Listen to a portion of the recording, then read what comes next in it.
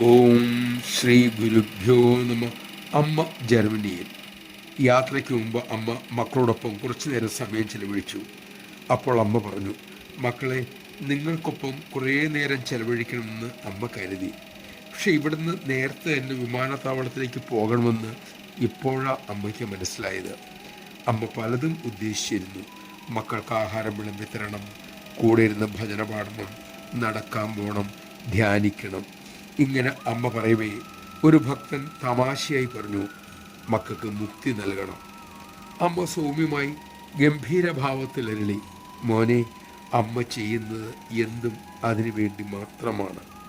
ഗോപികൾക്കൊപ്പം കൃഷ്ണൻ കളിച്ചതും വെണ്ണയും പാലും കവർന്നതും എന്തിനാണ്?